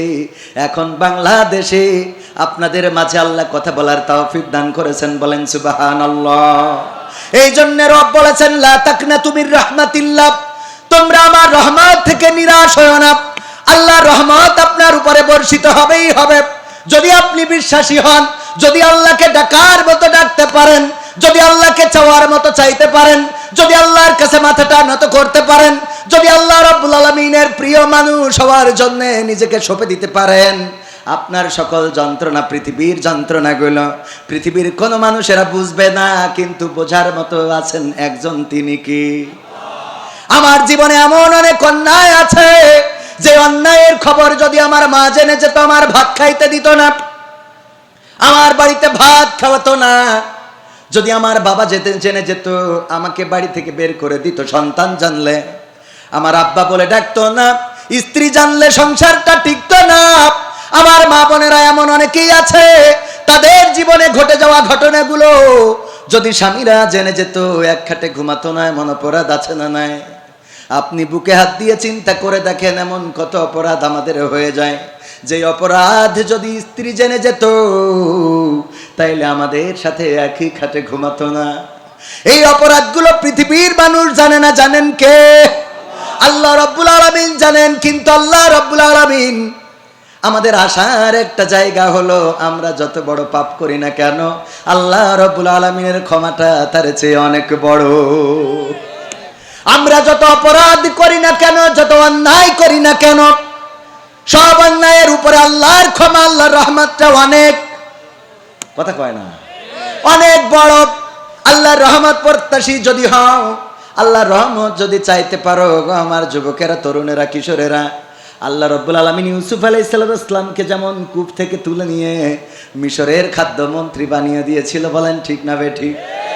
আল্লাহ রাব্বুল আলামিন যেই নবী মুহাম্মদ সাল্লাল্লাহু আলাইহি ওয়াসাল্লামকে কাফেররা হত্যা করার জন্য রাত্রে বাড়ি ঘিরে ধরলো, বাড়ি থেকে বের হয়ে আসতে হলো, হিজরত করতে হলো, মক্কা ছেড়ে মদিনায় চলে গেল, সেই নবীকে আবার মদিনার প্রেসিডেন্ট বানিয়ে মক্কা বিজয়ের জন্য পাঠিয়ে দিলেন, বলেন ঠিক না বেঠিক? ও আমার ভাইয়েরা, আজকের জামানায় দেখেন ফাঁসির কাষ্ঠে ঝুলার কথা ছিল, এমন অনেক মানুষ সেই ফাঁসির কাষ্ঠ থেকে ফিরে এসে এখন আবার সংসদে মাননীয় স্পিকারের সাথে নেতৃত্ব দেয়, বলেন ঠিক না বেঠিক? এইগুলো করার মালিক কে? এই জন্য হতাশ হবেন না, নিরাশ হবেন না। যদি মনে করেন ওগো রব, তুমি আমার এই মুসিবতের মধ্যে ফেলে দিলে, তুমি আর লোক পাইলা না, আমি নামাজি, রোজাদার, আমি আল্লাহওয়ালা, আর আমার এই তুমি বিপদ দিলে, মুসিবত দিলে, এই কথা বলা যাবে না, বরং বলতে হবে ওগো রব, আইয়ুব আলাইহিস সালামের মতো বলতে হবে, আল্লাহ, আমি তোমার কাছে কোনো অভিযোগ করি নাই, তোমার কাছে কোনোদিন আমি কোনো কমপ্লেইন করি নাই, কারণ তুমি আমার যে পরীক্ষা নিচ্ছ, তুমি আমার যা কিছু দিচ্ছ, আমার কোনো আপত্তি নাই, তাই আমি তোমার কাছে কোনো অভিযোগ করি নাই গো আল্লাহ। কিন্তু আজকে অভিযোগ করা ছাড়া কোনো রাস্তা খুঁজে পাইলাম না। কেন আল্লাহ? যদি তুমি জিজ্ঞাসা করো, আমি তোমারে বলতে চাই, তুমি আমার সন্তান কেড়ে নিয়েছো, আমার সম্পদ কেড়ে নিয়েছো, আমার স্ত্রী অন্যরা চলে গিয়েছে, রহিমা আলাইহিস সালাম বাদে, রহিমা ছাড়া সব বিবিরা চলে গিয়েছে, আমার জায়গা জমি সব কিছু ধ্বংস হয়ে গিয়েছে। আল্লাহ, আমি তোমার কাছে কোনো অভিযোগ করি নাই। আমার সুস্থ শরীরটাকে রোগগ্রস্ত বানিয়েছ, পা থেকে মাথা পর্যন্ত কুষ্ঠ রোগ দান করেছ, আমার গায়ে পোকা দিয়েছ, তারপরেও আমার কোনো দুঃখ নাই, কোনো কষ্ট নাই। কিন্তু আজকে তুমি যেটা করলে আল্লাহ, তোমার কাছে অভিযোগ না করা ছাড়া তো কোনো উপায় নাই। আল্লাহ রাব্বুল আলামিন বললেন, আইয়ুব, কি এমন অভিযোগ তোমার? আইয়ুব আলাইহিস সালাম বললেন, আল্লাহ, তুমি আমার সমস্ত শরীর পোকা দিয়ে খাওয়ায় দাও, কোনো আপত্তি করি না, কিন্তু আজকে আমার জিহ্বাতে কেন পোকা দিয়ে দিয়েছো আল্লাহ? যেই পোকা আমার জিহ্বাটা টুক টুক টুক টুক করে খেয়ে নেয়, এই পোকা যদি আমার জিহ্বাটাকেই শেষ করে দেয়, তাইলে আমি তোমার কাছে জানতে চাই, কেমন করে আমি তোমার জিকির করব, কেমন করে আমি তোমার কাছে সাহায্য চাইব, কেমন করে আমি তোমার প্রশংসা করব, আল্লাহ তোমার কাছে একটু জানতে চাই। আল্লাহ রাব্বুল আলামিন বললেন, ও আইয়ুব, আমার পরীক্ষা নেওয়া শেষ হয়ে গেল, তোমার সব কিছু আবার আমি আল্লাহ রাব্বুল আলামিন ফিরিয়ে দিলাম। সবাই জোরে জোরে বলেন সুবহানাল্লাহ। এই জন্য বিপদ মুসিবত ধৈর্য হারা হওয়া যাবে না। আপনার অনেক টাকা, এর জন্য অহংকারীও হওয়া যাবে না। আবার কিছু নাই, তার জন্য আপনি হতাশ হওয়া যাবে না। কারণ আল্লাহ রাব্বুল আলামিন যদি চান, তাইলে ইউনুসকে মামলার আসামি থেকে ধরে নিয়ে চেয়ারে বসিয়ে দিতে পারে। তারেক রহমানকে, যাকে এই বাংলাদেশ ছাড়া করা হয়েছিল, তাকেই আবার মাননীয় প্রধানমন্ত্রী বানিয়ে দিতে পারে। আর 41 সাল পর্যন্ত যারা থাকতে চেয়েছিল, তাদেরকেও আবার দেশ ছাড়া করে দিতে পারে। নতুন যারা এসেছে, তারাও চিরকাল ক্ষমতায় থাকবে, এটার নিশ্চয়তা আছে নাকি? যে এমপি এসেছিলেন এখানে, তিনি এমপি থাকবেন জনম জনম, এটারও কোন নিশ্চয়তা নাই। সুতরাং পাইলে অহংকারী হওয়া যাবে না, আবার না থাকলে এত হতাশ হওয়া যাবে। কারণ দেওয়ার মালিক কে? আবার নেওয়ার মালিক কে? আল্লাহ দেওয়ার মালিক, সন্তান নাই, বছরের পর বছর সন্তান নাই, যুগ চলে যায়, সন্তান নাই। এবারে দেখা যায় আল্লাহ রাব্বুল আলামিন একসাথে 3 কান 4 কান মেরে দেস। ঠিক না বেঠিক? সন্তান হয় না, এই জন্য বউটারে চেঞ্জ তো করে নাই, বরং আর এক জায়গায় আর একটা বিয়ে করেছে। সন্তান কেন হয় না? ও মা যেই বিয়ে করেছে সেই দেখা যায় দুইটাই একসাথে গর্ভবতী। কথা কয় না? দেয়ার মালিককে। সুতরাং হতাশ হওয়ার দরকার নাই যুবকেরা। ভ্যালেন্টাইন্স ডেতে কত ঘোরা ঘুরলে, কিন্তু যখন লাইন হলো না, হতাশ হইও না। মনে করো না যে তোমার বিয়ে হবে না। আল্লাহ রাব্বুল আলামিন চাইলে তোমার গাদার নিচ থেকে বের করে আরেকজনের সাথে ধরা খাওয়ায় বিয়ে দিয়ে দিতে পারে। ঠিক না ঠিক? তুই করতে যাবি না কিন্তু হবে। কথা কয় না? তুই করতে যাবি না কিন্তু। আমার আব্বা বলতো, আমার আব্বার এক খালা ছিল, সুবাদে আমার নানি হয়। আব্বার যেহেতু খালা, ছেলে বিয়ে দিয়েছে, বৌমা পছন্দ হয় না, বৌমা রাখবে না। আব্বার কাছে এসেছে যে সামাদ দেখ, বৌমা তো ভালো না, এটা রাখতে চাই না। আব্বা বলতেছে যদি রাখতে না চাও তাইলে দেনমাহর কাবিনের টাকা যা আছে দিয়ে মোটামুটি লোকজন পরিবার থেকে লোক ডেকে সেটেল করে দাও। বলল তাইলে তোর কাছে আইছি কিসের জন্যে? বলছে আমি কি করবো, লোকজনকে আমার ডাকা লাগবে। কয় না, তুই তো হুজুর মানুষ, তোর কাছে আইছি, তুই এমন একটা তাবিজ দিয়ে দে যে আমরা বউ রাখবো করবো, কিন্তু বউ থাকতে চাবে না। আমরা বউ রাখতে চাইবো কিন্তু বউ থাকতে চাইবে। এইরকম একখান তাবিজ দিয়ে দে রে ভাইরা আমার। মনে পড়ে গেল ঘটনাটা, ওই ঘটনার প্রেক্ষিতে। ও আমার ভাইরা, এই জন্য আল্লাহ রাব্বুল আলামিনের পরে যদি আপনি নির্ভরশীল হতে পারেন, আত্মবিশ্বাস যদি থাকে, তাইলে চিন্তা করার কোনো দরকার নাই। আপনি বিয়ে করতে চান, হচ্ছে না। এমন একদিন আসবে যেই দিন বিয়ে করতে চাইবেন না, কিন্তু ওই দিন বিয়ে করা ছাড়া রাস্তা থাকবে না। যুবকরা বলছে এরকম হোক দিনই জীবনে। ঠিক না বেটে?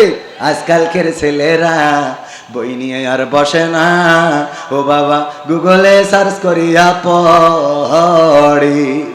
ওরে কালের মেয়েরা কোরআন হাদিস ধরে না, এখনকার মা বোনেরা কোরআন হাদিস পড়ে না। ও আল্লাহ, টিকটকে ভিডিও ওরা করে। কথা কয় না? দিলে একটু কমায় দেন।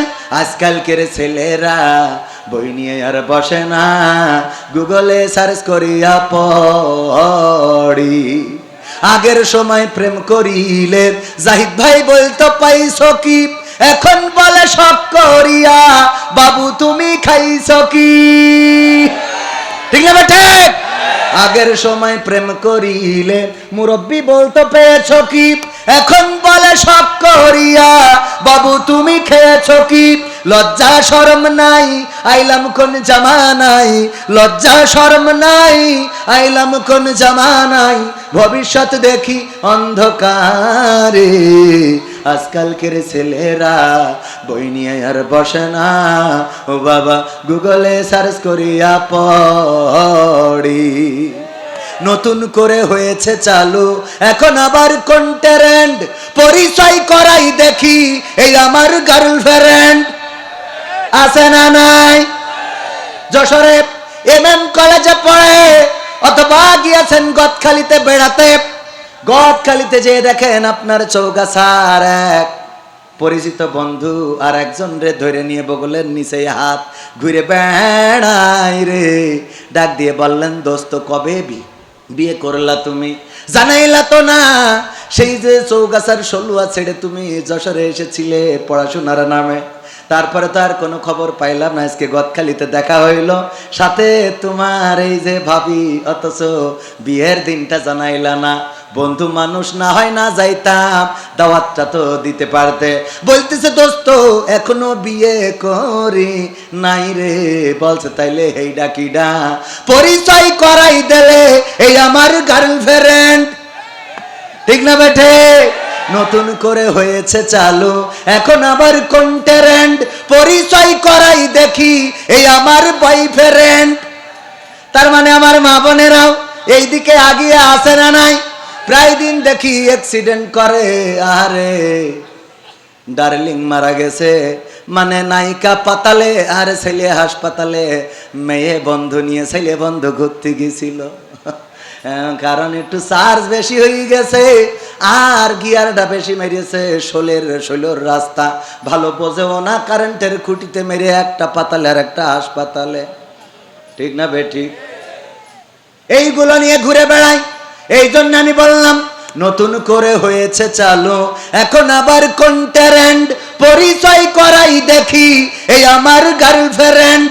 শরমের মাথা খাইয়া গেছে ওরা পাগল হইয়া, শরমের মাথা খাইয়া গেছে সব পাগল হইয়া, ভবিষ্যৎ দেখি অন্ধকারে।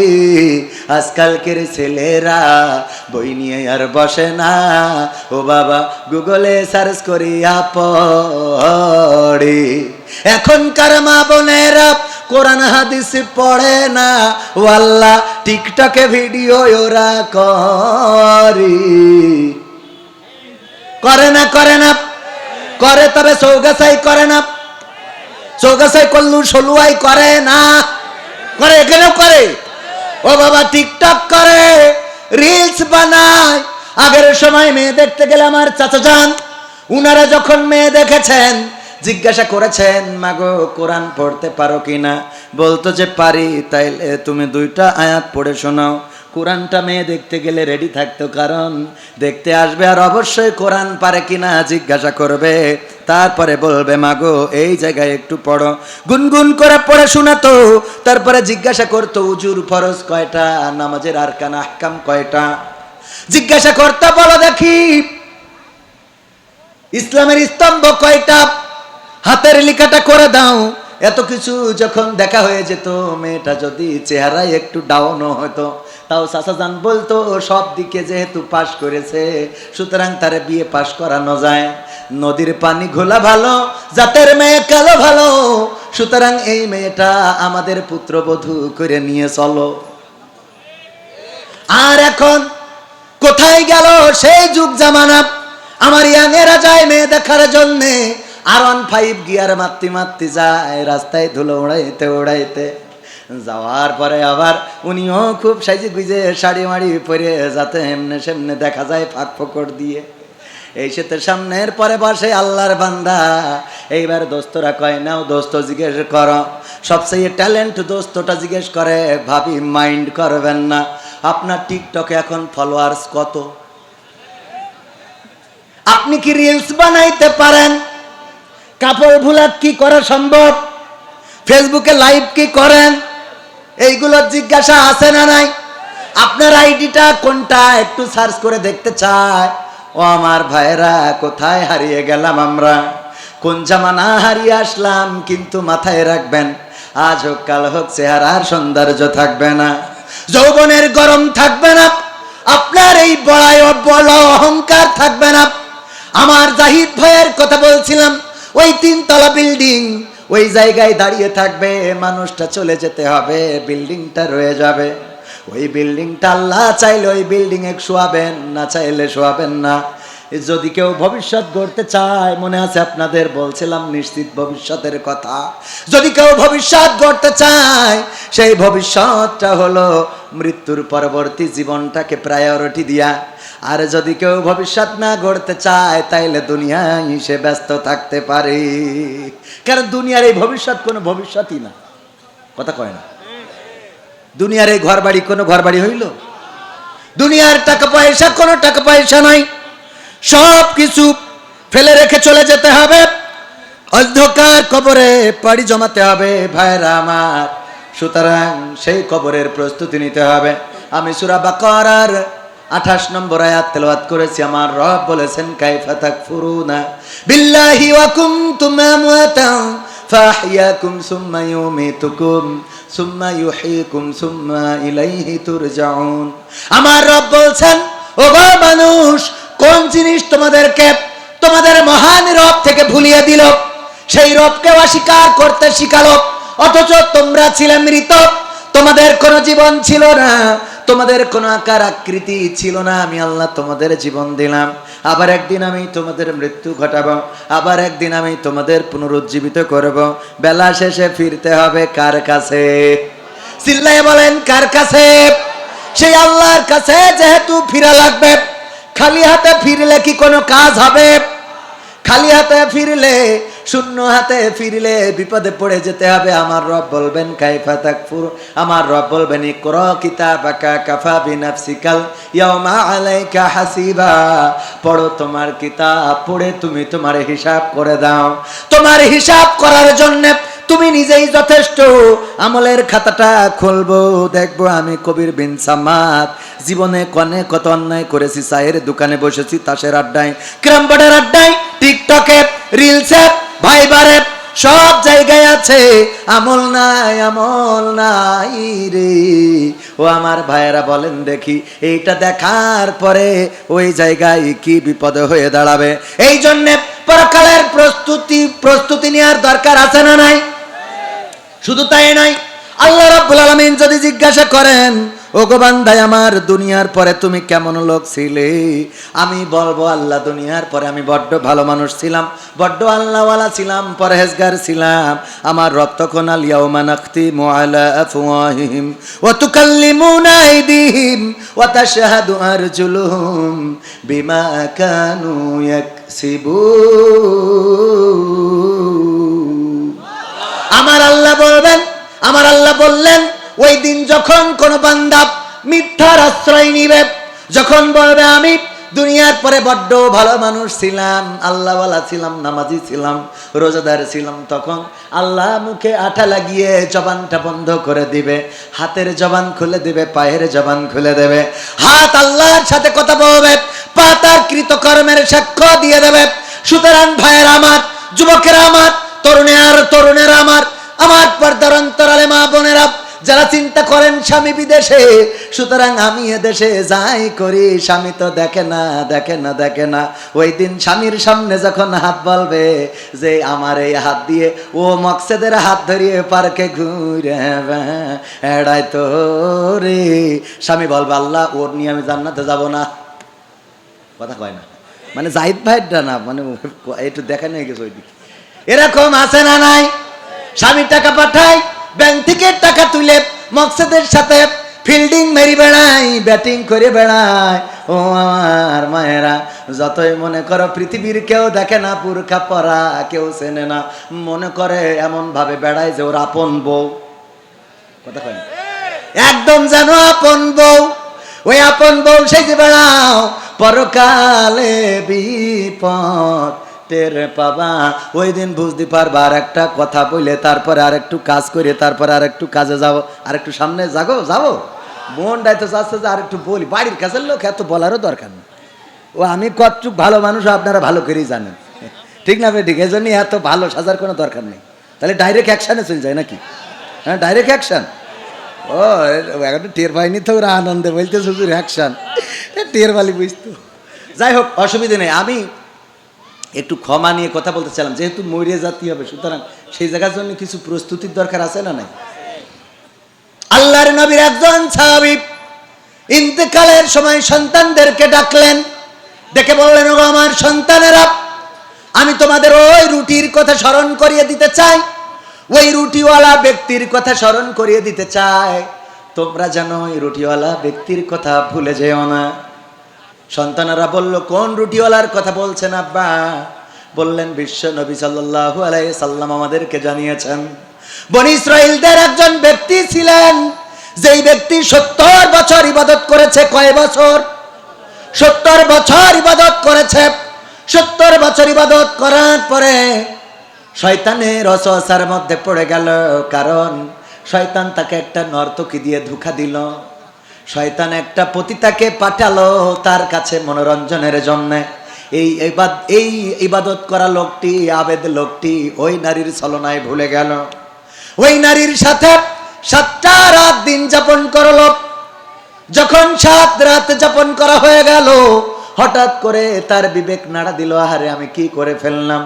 70টা বছর ইবাদত করা ব্যক্তি আমি, এই 7টা রাত আমি কেমন করে এমন একজন অশ্লীল নারীর সাথে আমি আমার চরিত্রটা বিসর্জন দিয়ে ফেললাম, গুনাহ করে ফেললাম, জেনা করে ফেললাম, অপরাধ করে ফেললাম। আহারে 7টা রাত পরে যখন তার সম্বিত ফিরে পেয়েছে, যখন বিবেক নাড়া দিয়েছে, তখন সেই জায়গা থেকে বের হয়ে গেছে আর হাই হুতাশ করে বেড়ায়। ওই লোকটি বড্ড মুসিবতের মধ্যে পড়ে গেল, রোগাক্রান্ত হয়ে গেল, ক্ষুধার যন্ত্রণায় পড়ে গেল, খাবার নাই, চিকিৎসা নাই, খুব যন্ত্রণা নিয়ে এদিকে সেদিকে ঘুরে বেড়ায়, চলার মতো শক্তি পর্যন্ত হারিয়ে ফেলল। 12 জন মিসকিন বাস করতো এক জায়গায়। ওই জায়গার একজন ব্যক্তি আবু জাহিদ ভাইয়ের মতো বড় লোক, সে প্রতিদিন ওই 12 জন মিসকিনকে 12টা রুটি দিত। কয়টা? 12টা রুটি দিত।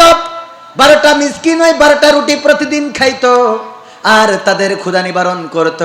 এই লোকটা হেসড়াতে হেসড়াতে ওই 12 জনের মধ্যে সামিল হয়ে গেল। যখন ওই লোক এসে 12 জনকে রুটি দিল, তখন তাদের 12 জনের মধ্যে একজন রুটি পায় নাই, কারণ এই লোকটা তাদের মধ্যে ইন হয়েছে। যখন একজন রুটি পায় নাই, অভিযোগ করে বলল, আল্লাহর বান্দা, আজকে তুমি আমার জন্য কেন রুটি আনো নাই? লোকটি বলল, আমি প্রতিদিন যেমন 12টা করে রুটি আনি, আজকেও তো 12টা রুটি এনেছি, আমি তোমাদের রুটি তো কম আনি নাই, তুমি কেন?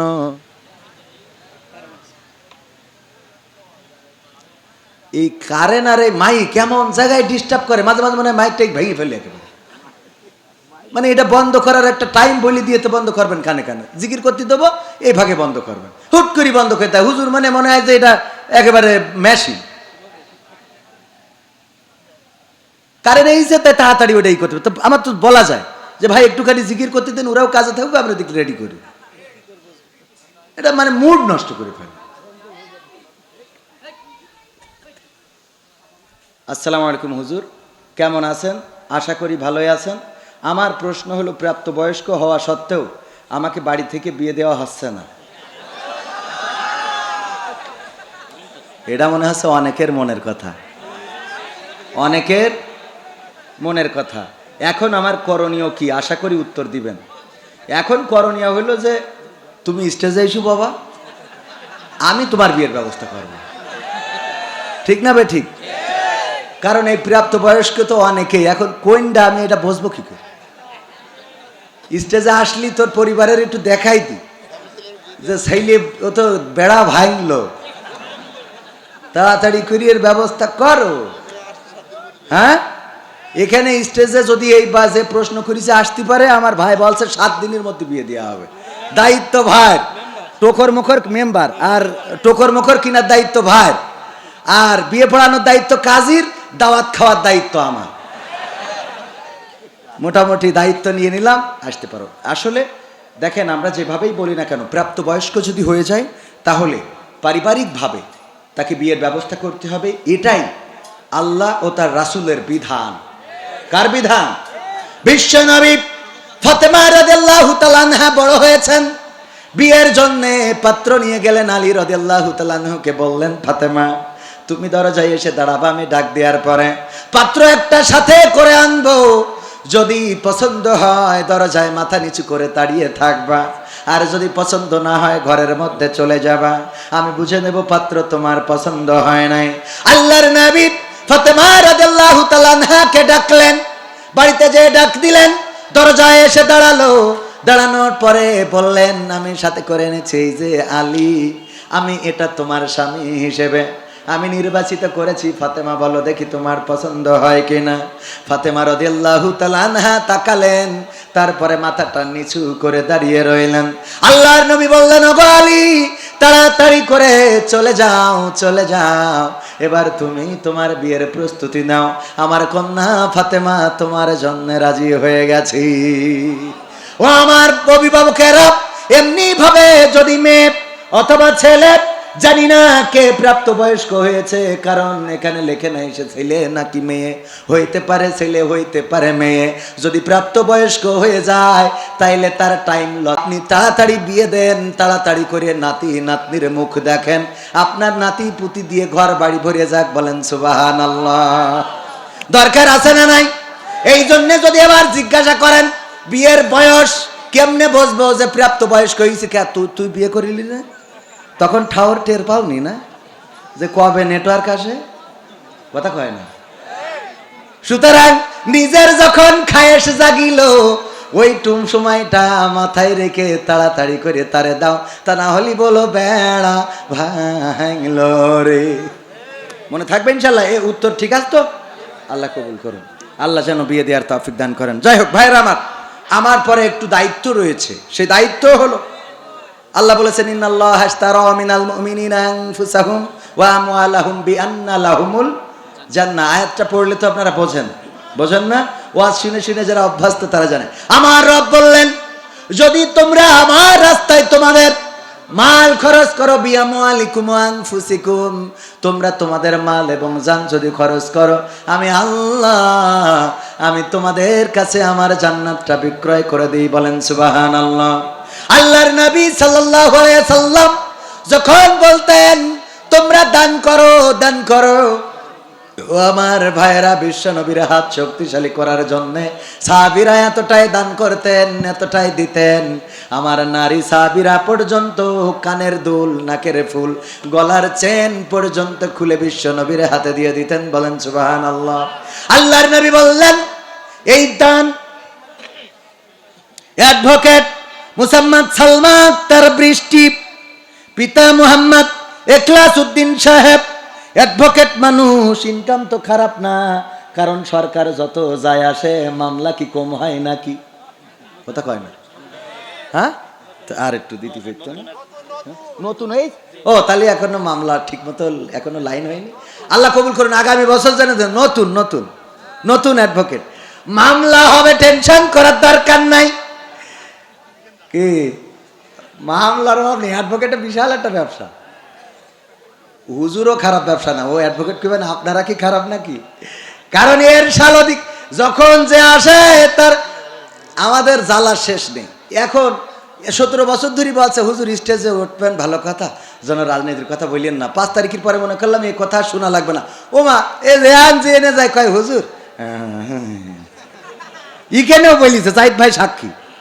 ও আপনি তো বলেছেন সাক্ষী আর কি, কনে যাব মানে কোন জ্বালা শেষ। সময়টা তো বড্ড খারাপ, যাই বলি সবটাতে গান আছে, তা কোনটা থেকে কোনটা কব। অ্যাডভোকেট মুসাম্মদ সালমা আক্তার বৃষ্টি, পিতা মুহাম্মদ এখলাস উদ্দিন সাহেব 2000 টাকা করলো দান।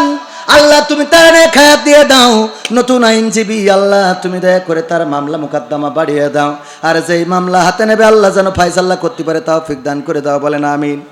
তারপরে আয়েশা এই মা বোনেরা স্টার্ট করেছি, ভালো তো, তাহলে মনে হয় কানের তা নাকের তাও আসতে পারে। দেখি কোনো মা বোন দেয় কিনা, আজকে এটা রেকর্ড হয় কিনা, যেহেতু প্রথমে আমাদের মা বোনেরা শুরু করেছে তাহলে মনে হয় হতে পারে। দেখি কোনো মা বোন একটা নাড়তে, নাকের দুল, কানের ফুল, গলার চেন দেওয়ার দরকার নেই, শোনা যে দাও ও অতটা দিতে হবে না, এমনি নাকের ফুল কানের দুল পর্যন্ত দিলে হবে না। আল্লাহ কবুল করুন। আয়েশা আরফান স্বামী না বাবা হইতে পারে, আয়েশা আরফান 500 টাকা করলো দান। আল্লাহ বাড়িয়ে দাও, সম্মান নিয়ে খায়াত দিয়ে দাও। বাবু ভাইয়ের মা সোফা সেট দান করেছে মাদ্রাসায়, মাশাআল্লাহ। আমার একটা দিল্লি এরম আমার মাদ্রাসা আছে একটা, দেখেন দিন সেরম কেউ লাইন হয় কিনা, আমি একটা ভিডিও বানাই ছেড়ে দেবো। আল্লাহ কবুল করুন, বলেন আমিন। কারণ আমার অফিসে মেলাদিন ধরে মনে করছে যে এক সেট সোফা হলে ভালো হইতো, তা আপনার কাছে চাবো না, মানুষের মধ্যে এটা খারাপ দেখা যায়। বাবু ভাইয়ের মা সোফা সেট দান করেছে মাদ্রাসায়, তার মানে এটাও নারী। পিতা কবরবাসী, আল্লাহ পিতার কবরটা জান্নাতের বাগান বানিয়ে দাও। ওগো আল্লাহ তুমি দয়া করে আপনজন যারা বেঁচে আছে নেক হায়াত দান করে দাও। আল্লাহ সোফা সেট যে বসার জন্য ব্যবস্থা করেছে, ওগো রব তুমি তার পিতাকে জান্নাতে চেয়ার দান করে দাও। বলেন আমিন। আল্লাহ দিতে পারে না, দুনিয়ায় দান করবেন, আখিরাতে দিবেন। শুধু তাই নয়, আল্লাহ রাব্বুল আলামিন যদি চান আপনার দুনিয়ার দানের বরকতে আবার দুনিয়ায় আল্লাহ বহুগুণ বাড়িয়ে দিতে পারে না। একদিন যেই বান্দা বাইসাইকেল চালানোর মতো সক্ষমতা ছিল না, ছুটিপুর বাজার মসজিদে নামাজে গিয়েছি, ফনিক সাইকেল তালা দেওয়া একটা কামিনী ফুল গাছ ছিল, তখন টিন শেড, ছুটিপুর গঙ্গানন্দপুর কেন্দ্রীয় জামে মসজিদ, ছুটিপুর বাজারের উপরে যেটা। আমি মসজিদে ঢুকলাম এমন মুসিবতের সময়, যখন টাকা নাই পয়সা নাই, চোর আর সাইকেল নেওয়ার মতো সাইকেল খুঁজে পায় নাই, আমারটাই নিয়ে গেল। আল্লাহর কসম আমি সেই সন্তান, অভাবের মধ্যে সাইকেলটা নিয়ে গেল। হাঁটতে হাঁটতে বাড়ি গেলাম, আল্লাহ রাব্বুল আলামিন সেই সাইকেল তো এখন হেলিকপ্টারে পর্যন্ত ভিক্ষে করাইছে। দেখেছেন না হেলিকপ্টার ফকির, মনে আছে কিনা? এটা উঠানোর মালিক কে? বিমান তো বিমানে তো টিকিট কাটলেই চড়া যায়, হেলিকপ্টার কিন্তু স্পেশাল, অত সহজ না। আল্লাহ সেইটাই চড়াইছেন। ও আমার ভাইরা, এই জন্য আল্লাহর পথে চলবেন। দেওয়ার মালিক কে? যার সাইকেল চটে না প্রাইভেট দিয়ে দেবে, যার প্রাইভেট আছে তার হেলিকপ্টার দিয়ে দেবেন, যার হেলিকপ্টার আছে দেখা যাবে বিমানের মালিক করে দিয়েছে। আল্লাহ কবুল করুন। 16 স্বেচ্ছাসেবী সংগঠন থেকে এই মাদ্রাসার জন্য, নবীর ঘরের জন্য 5,000 টাকার 5 খান বঙ্গবন্ধুর নোট দান করেছে। আল্লাহ তুমি দানকে কবুল করে নাও, নেক হায়াত দান করে দাও, মনের স্বপ্ন পুরা করে দাও। আল্লাহ এই স্বেচ্ছাসেবী সংগঠনকে তুমি দয়া করে সমাজে যেন আরো ভূমিকা রাখতে পারে তৌফিক দান করে দাও। সবাই পড়েন আমিন। আর কারা আছেন তাড়াতাড়ি আসেন। সাইফুল ইসলাম পিতা আনসার কবরবাসী 2,000 টাকা করলো দান। আল্লাহ বাবার কবরটা জান্নাতের বাগান বানিয়ে দাও। বাবা তুমি কেমন আছো ছোট মাটির ঘরে, তোমার কথা হৃদয় মাঝে পড়ছে বারে বারে। বাবা গো বাবা, বাবা গো বাবা, বাবা গো বাবা, বাবা গো বাবা। বাবা কেমন আছে জানি না, কোন অবস্থায় আছে জানি না। যাদের বাবা নাই রে তারাই জানে বাবা হারানোর যন্ত্রণা। আমারও বাবা নাই, আমি ক্যামেরাম্যানকে বলবো আমার বাবা যদি বেঁচে থাকতেন একটা লুঙ্গি কিনতে 500-1000 টাকা লেগে যেত। ও আমার ভাইরা, সেই বাবার নামে মায়ের নামে মা থাকলে একটা শাড়ি কিনতে 1000-2000 টাকা লেগে যেত। আমি আমার বাবার নামে এই মাদ্রাসার জন্য 500 টাকা দিয়ে গেলাম। আল্লাহ তুমি দয়া করে আমার বাবার কবরটা জান্নাতের বাগান বানিয়ে দাও। আজ থেকে 23 বছর আগে যেই বাবাকে আব্বা বলে ডেকেছি আর জবাব দেয় নাই, আজ পর্যন্ত বাবা বলে কারো ডাকার সৌভাগ্য হলো না। আল্লাহ জান্নাতে যে যেন ওই বাবাকে ডেকে নিতে পারি তৌফিক দান করে দাও। বকুল মণ্ডলের মেয়ে বাবার জন্য দোয়াছে, 1000 টাকা করলো দান। আল্লাহ বাড়িয়ে দাও সম্মান। বাবার বাবা যদি মারা যেয়ে থাকে কবরটা জান্নাতের বাগান বানাও। আল্লাহ তুমি দয়া করে বেঁচে যারা আছেন খায়াত দান করে দাও। আলী আহমদ সাহেব 1000 টাকার 1 খান নোট দান করেছে, আল্লাহ কবুল করে নাও। আল্লাহ তুমি সবাইকে দিনদার ইমানদার বানিয়ে দাও। তারপরে তাড়াতাড়ি তাড়াতাড়ি নগদ যারা দিবেন, যুবকেরা বিয়ে হয় না, আমার নজির আছে, আমি দোয়া করে দিছি বিয়ে হয়েছে। যদিও আমি অত বড় পরহেজগার বান্দা না, কিন্তু এখানে অনেক আলেম আছেন, অনেক আবেদ লোক আছেন যাদের হাতের কারণে আল্লাহ রব্বুল আলামিন দোয়া কবুল করে নেন। ভাইরা আমার, এই জন্য যুবকেরাও টাকা মেরে দিতে পারো।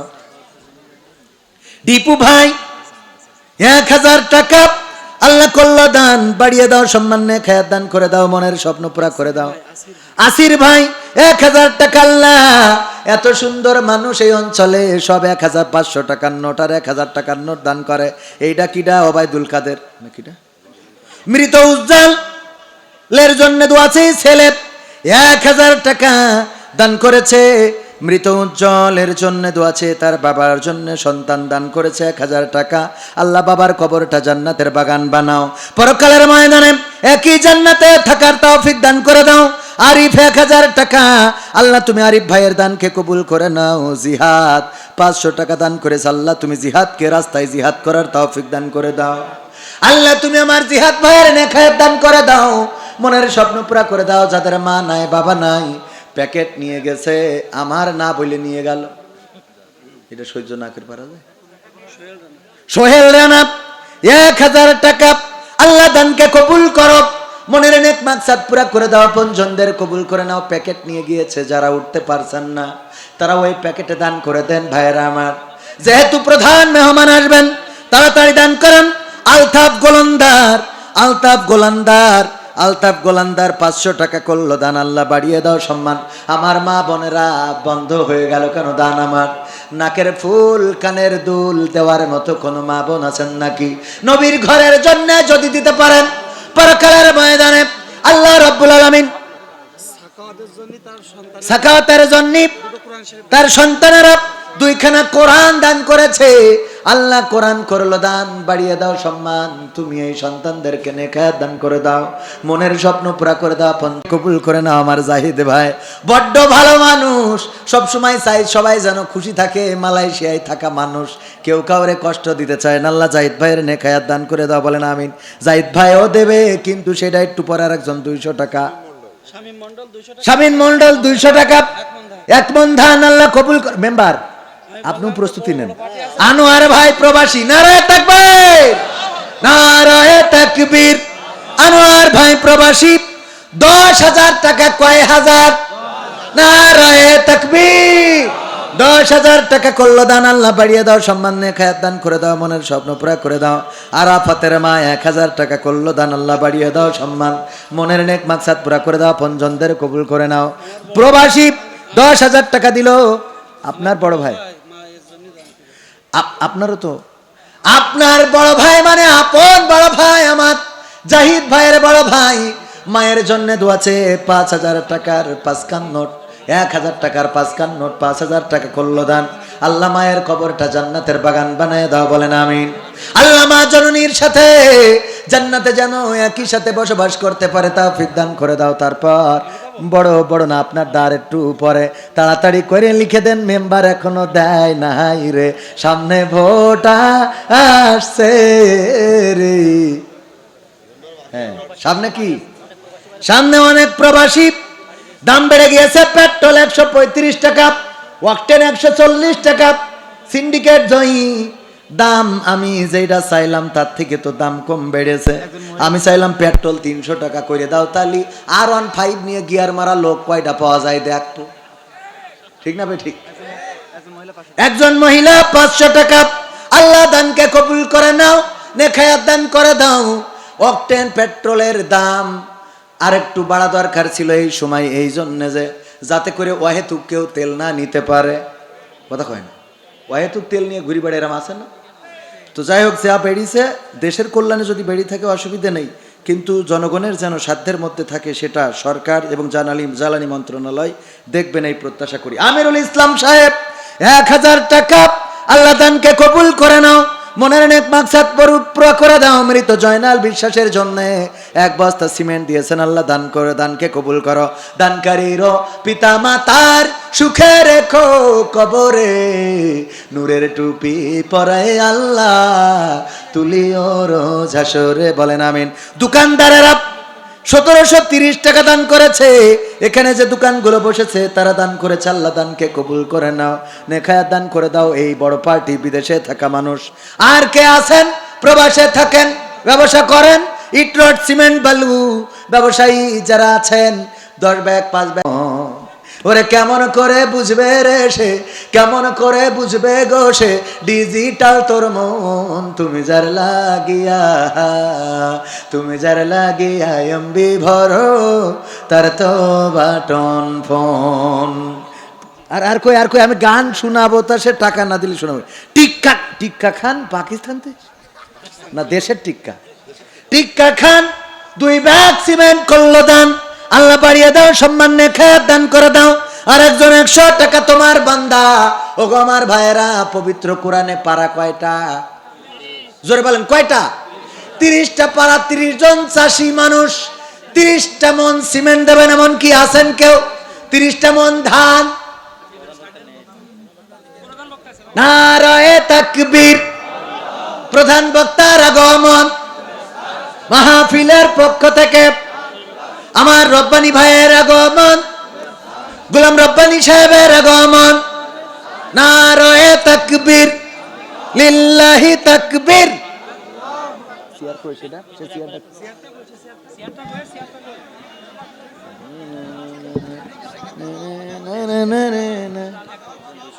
তাড়াতাড়ি আর মা বোনদের মধ্যে গেছেন নাকি? তারপরে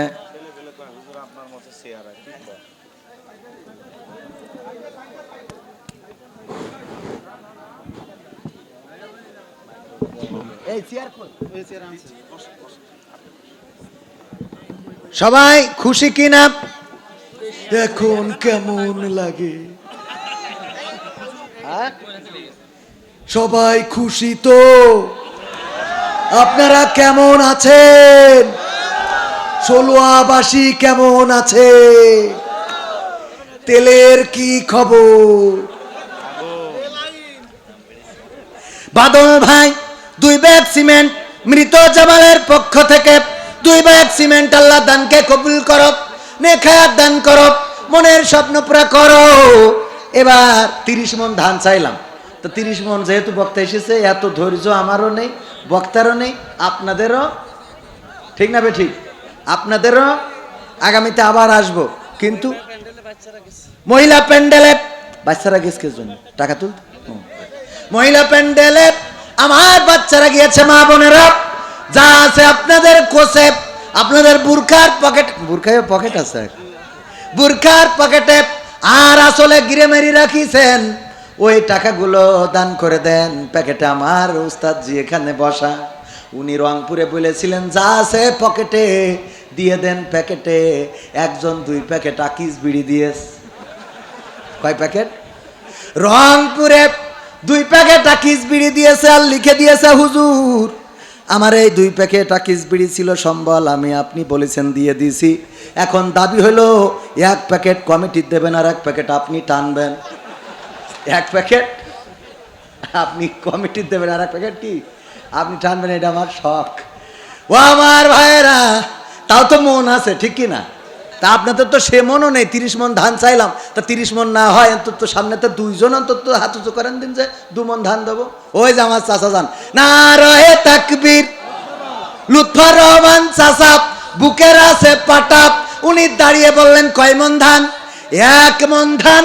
এই যার এক চাচা, নাম কি চাচা আমার? হ্যাঁ, আজিজুর রহমান চাচা, 2 জনই তো চাচা দাঁড়াইলো। কেন চাচা কি একজনও নাই রে? 2 জন তো চাচা দাঁড়াইলো, দিয়ার মতো 1 মণ ধান দেবেন। আর কেউ আছেন মেম্বার উজ্জ্বল সাহেব, নারায়ে তাকবীর। 10 ব্যাগ সিমেন্ট মানে 5000 টাকা হয়ে যায়, একটু কম হয় না? বেশ, হ্যাঁ 5000 টাকার একটু বেশি, একটু বেশি।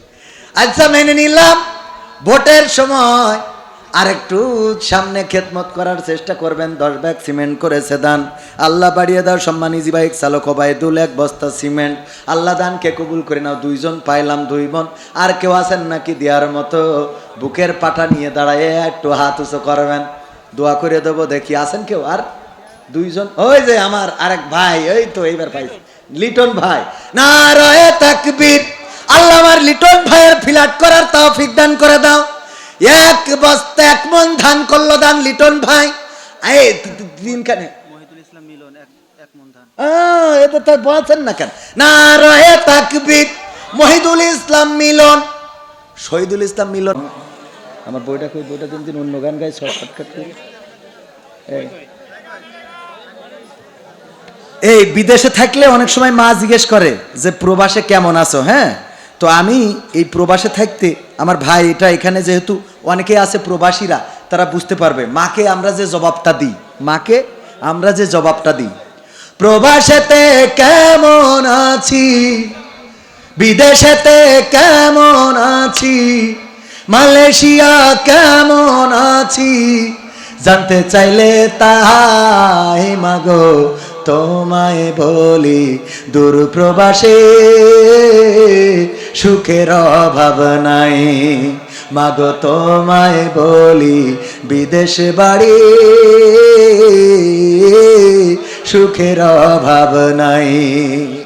রোজ সকালে ভাঙতো যে ঘুম শুনে তোমার বকা, এখন জাগি খুব সকালেই আর লাগে না ডাকা। বলতে তুমি হলো স্বামী, কি হবে উপায়? এখন আমি কাজ করি রোজ, অবসর কোথায়? জ্বালিয়েছি তোমায় কত, থাকতো পকেট ফাঁকা। এখন আমি প্রতি মাসে দিই তোমাদের টাকা।